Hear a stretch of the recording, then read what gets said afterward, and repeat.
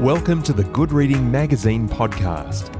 Good Reading is a monthly magazine dedicated to books and reading and aims to help readers discover their next favourite book.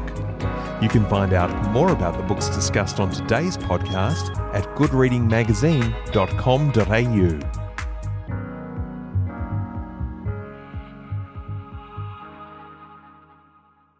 Luke Taylor is an anthropologist who has worked in Western Arnhem Land since 1981, mainly with the Aboriginal artists of the region, including Peter Marralwanga. Luke was a senior curator at the National Museum of Australia from 1991 to 2000, and Director of Research and Deputy Principal of the Australian Institute of Aboriginal and Torres Strait Islander Studies from 2000 to 2013.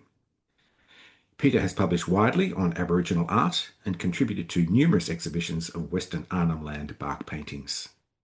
Today I'm talking to Luke Taylor about his new book, Peter Marralwanga, Painter of the Djang of Western Arnhem Land. Luke, welcome to the Good Reading Podcast. Thank you, Greg. What first struck me about the colour plates of Peter Marralwanga's bark paintings was that they are exclusively figurative, subjects drawn from the spirit world along with a number of animals. What tradition was Peter Marralwanga drawing from, and where did he take it? Well, he was one of a generation of Aboriginal artists from Western Arnhem Land who actually grew up living in the rock country of the Arnhem Land escarpment, and his father and his uncle trained him how to paint, and he first started painting actually on the wall of the rock shelters. In addition, people used to make bark houses that sometimes would be in the rock shelter, sometimes would be in other locations, and people used to paint on the bark shelters as well. So he grew up in a tradition which is actually 27,000 years old in Arnhem Land. If people have been to Kakadu National Park or perhaps seen films of Kakadu National Park, they'll get a bit of a sense of this landscape and certainly how important the rock art is to that landscape. And it's almost exclusively figurative. And so Marralwanga was trained in how to represent the figures of the different species and the different ancestral beings. But later, much later on in his life, after he'd experienced a bit of living in the settlements and the importance of painting for the market as a way of earning income, from about 1974, he started painting these figures. But because he was also a very experienced ceremonial man, he was able to draw in aspects of those ceremonies, aspects of the paintings used in those ceremonies into his figurative art. And that's the real creativity of this artist, how he melded elements of painting, such as cross-hatched lines and dotting, that are very important in the context of ceremonial body paintings, but he brought them to this figurative art that he'd been trained to produce. And both locally and among the Australian audiences, he was really appreciated for this particular creativity. Another thing that really struck me was the rhythm of these paintings, and that's, I guess, partly the result of the cross-hatching. They almost vibrate before your eyes. Yes, that's people talk about that effect. They actually talk about the brightness of a work and trying to get that energy into the work. Now, one of the reasons he produced these effects was to reveal the energy of the subject matter. So he was painting the Djang, which are the creator beings of this locale, and he didn't want these to be confused with hunting paintings. He wanted to show these were major religious subjects, and that's why he thought it was appropriate to bring in the ceremonial decoration, which does enhance the brightness of the paintings and reveal the energy of the subject matter. So he's known for the way he used to vary the colours and vary the sort of patterning within a work to create an overall balance and energy across the surface of the subjects. And the paintings do almost vibrate with the energy of these creator beings. From what you said, we could almost think about them as a kind of iconography, not dissimilar to the Christian ones where we have kind of gold leaf, but in a sense, his gold leaf is this fabulous use of cross hatching. Absolutely, absolutely. He was a very experienced ceremonial person. He travelled broadly across Western Arnhem Land, which is just south of Maningrida, on the top end of the Northern Territory. He'd travelled, he'd seen ceremonies, he'd visited many religious locations, and he knew many, many subjects. And each of those subjects has a particular way of representing the ancestral beings that made those places. And he was aware of that iconography, of figurative representation, but also he knew the more geometric body paintings that were worn in ceremony that also represent those creator beings. So he was aware of both the figurative art and the geometric art, and he was able to bring these things together to reveal, I guess, the iconography of a very broad area of Western Arnhem Land. As you said, Peter's paintings are grounded in the Djang, the creation story of the Gningu people in Western Arnhem Land, actually a complex of stories which we call the dreaming. How is the Djang expressed in Peter's painting? Well, these were places that Peter had visited, and when you visit a Djang site, people will tell you that a lot of the physical features that you see at a place, the many different species, the form of the landscape, were created by those original beings. So you might see waterweed in the pond, and that might be described as the hair of the ancestral being. You might see vines growing up the trees that is described as the feather strings made by the creator beings at those places. He knew this broad range of stories, and he used to distill them into his representations in the bark paintings. And what's important to understand is that different paintings made at different times would represent different aspects of the creativity of those places.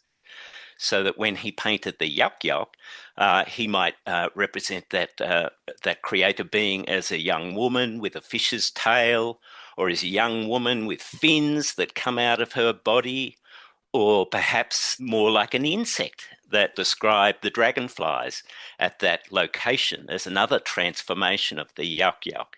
So all these aspects of the natural world at that place are representations, transformations of the ancestral beings, and in different paintings, Peter could show the different representations of those figures. And so for young people, looking at a succession of paintings over time, they get a much more abstract sense of the creativity of these original beings, get a sense of their power to transform and the powers in that particular location. A very frequent subject of his paintings, the rainbow serpent, well known, a spirit, a transformational being, as you said, central to the Djang and Peter's figurative style. It's an amazing array of characters, if I can call them that, of figures represented in the rainbow serpent. Yes, it's a very important part of the religious iconography of Western Arnhem Land. People say that all the ancestral beings are associated with the rainbow serpent called Nalyod. And Nalyod, when these ancestral beings returned into the earth or made a water hole, that Nalyod protects them inside those water holes. And people say when you visit these places, you don't damage the site. You've got to be extremely respectful of the powers of that place. And if you're not, Nalyod will rise up and cause great destruction of you and of the landscape. And so people are extremely respectful at these places. And Nalyod is associated with just about every Djang site in Western Arnhem Land. It exists in the water. It can rise up into the sky to bring the huge powers of the wet season storms. People say that the rainbow seen after the rain is one manifestation, but there are lots of manifestations of this being, and you'll notice that colour and rainbow colours are associated with these transformations, but also a very strong association with water. And so there's this sense in Western Arnhem Land that Namirrkki is everywhere under the earth, moving between different sacred sites and associated with different beings. And Peter could paint this being associated with particular sites. And the way he'd do that is to show the rainbow serpent transforming into the other beings at that place. So at the Yauk site, often you see his paintings of Namirrkki encircling the Yauk figures and swallowing them. And that image of swallowing is a metaphor for the merging of Yauk with the rainbow serpent to create the site. The Yauk were two creator women who were associated with multiple sites along a journey in Western Arnhem Land. Sometimes they're imagined to be like fish. Sometimes they're imagined to be like young girls. And so a way of representing that understanding is to show a sort of mermaid figure of a young woman with the tail of a fish. They were a pair of sisters who were carrying some food, and they attempted to cook it too near a waterhole, and that angered the rainbow serpent, who came out of the earth at a place called Marrkolidjban and swallowed the sisters and brought them into the waterhole at that place. And that place still emanates with the power of those sisters. And lots of transformations, like the vines, like the waterweed, like the insects at that place, are described to be manifestations of the power of these beings. And Namirrkki protects them at this place. Animal figures are depicted in Peter's works: the crocodile, the wallaby, fish, frogs. They do have a kind of ceremonial quality and appear to have a purpose. I have to be very careful in describing the ceremonies from this location, because it's part of the restricted knowledge that belongs to this religious complex.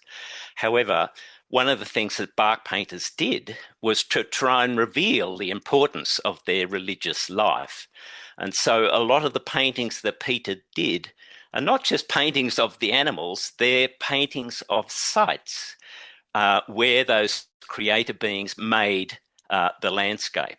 And so Peter was aware of the importance of body paintings used in ceremony, of the frog, of the Yauk, of the crocodile, and he was able to translate that into a figurative image in bark paintings that were made for the public to purchase. But he knew, and he wanted to show by elaborating the decoration of these subjects, that they were beings associated with these religious sites. They're not just the crocodile, they are the crocodile that made sites along the Liverpool River. It's not just the frog, it's the frog that made sites associated with billabongs in one clan's lands. It was his way of showing that these were creator beings, not just species. There's also a political dimension to Peter's life and his work. He rejected town life to a certain extent, preferred to stay on country, and advocated for self-determination. How was this reflected in his work? Peter was very reticent about coming to live in the towns. He stayed on country most of his life with short visits to various towns. But this was, we have to remember, in the assimilation era in the late 50s and early 1960s in Arnhem Land. And there were very draconian policies that were meant to train Aboriginal people for working life in the broader economy.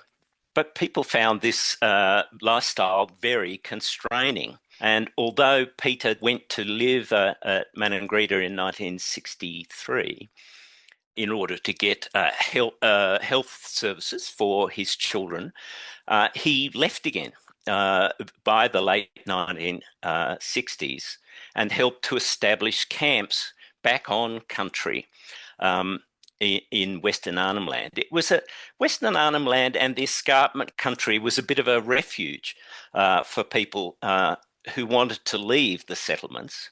And so people re-established smaller camps across the area. And government policies changed from about 1972, 73 to help support these smaller camps and to support a sort of a decentralisation movement in all of Arnhem Land, and in fact broader across Australia as well.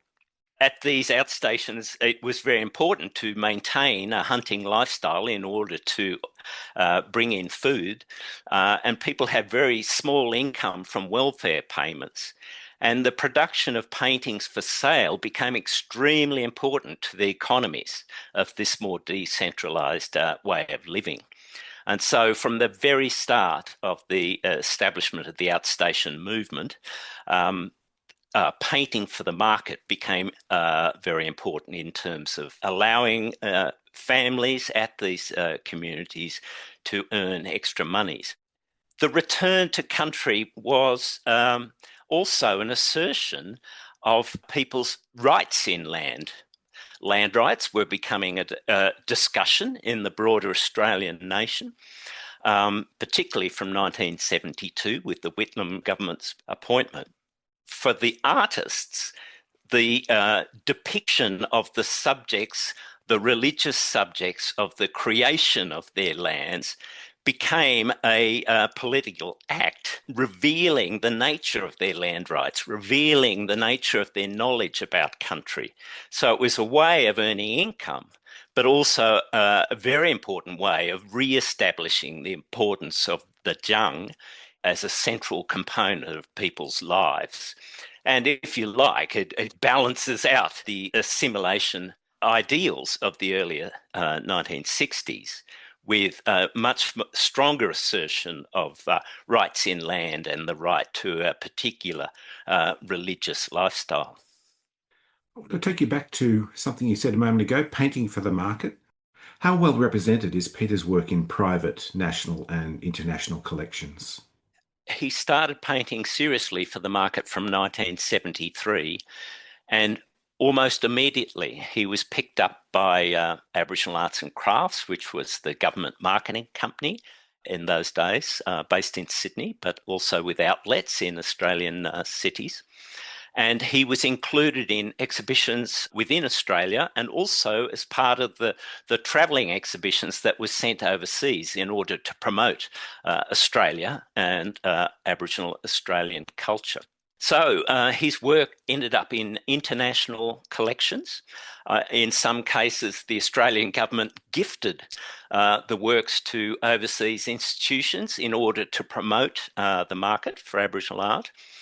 But also state galleries in Australia picked up his work. Now, Marralwanga is very important because he's one of the first to have a solo exhibition of his work in a commercial gallery. So in 1981 and 1983, Marralwanga had exhibitions in Perth with Mary Maha.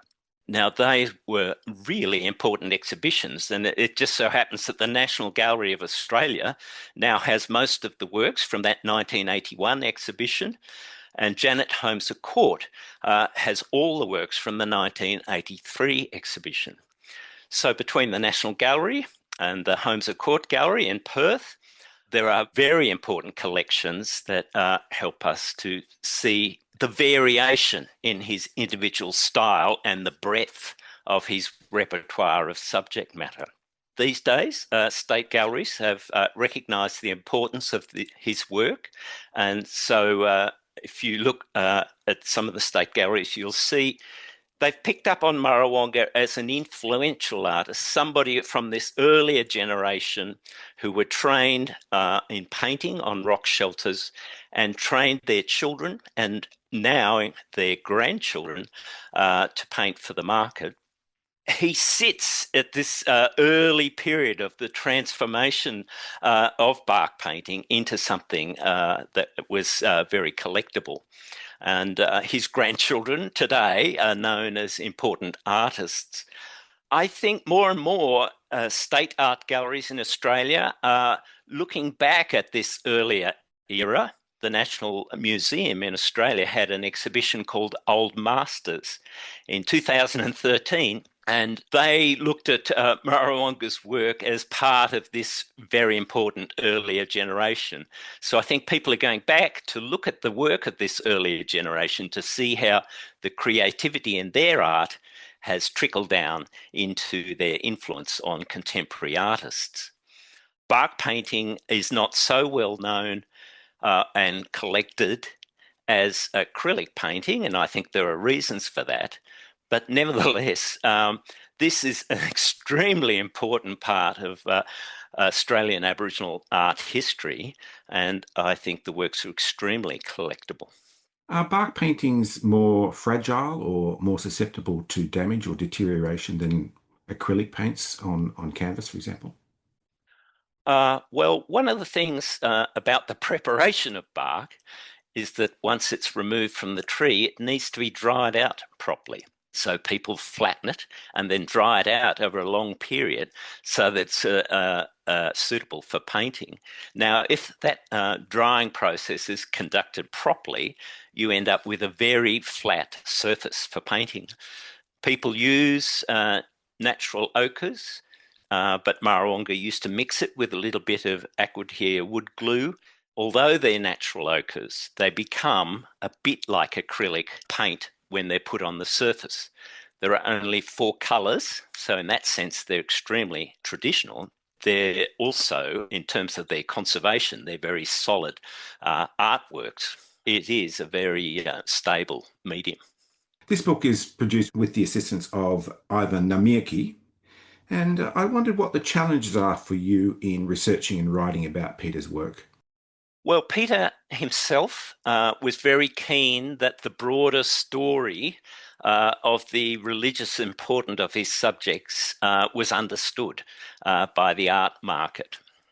And when I was working with him very closely in 1982 and 1983, he was also working with Ivan Namirrkki, his son, and teaching him how to paint. So between the three of us, we used to sort of discuss the stories for the paintings.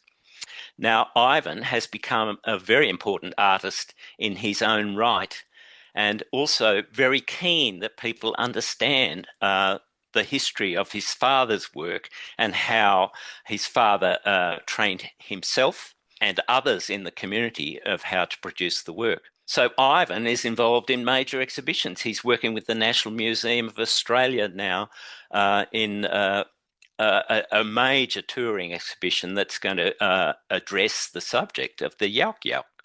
Ivan has an exhibition on in Darwin right now with his own children involved in that exhibition. And they're painting the same subjects that Marralwanga communicated to his children when he was alive. And I think that the importance of painting in maintaining these stories through time comes through not just in the paintings on the rock shelters, but also now in bark painting as a way of transmitting this religious life. Luke, it's been a great pleasure to hear about Peter Marralwanga's life and work, and thank you for joining me on the Good Reading Podcast. Thank you very much for that, Greg. I've been talking to Luke Taylor about his new book, Peter Marralwanga, Painter of the Djang of Western Arnhem Land. It's published by Australian National University Press, and you can find it at goodreadingmagazine.com.au. My name's Greg Dobbs, and thanks for listening. Subscribe to Good Reading print and online magazine at goodreadingmagazine.com.au.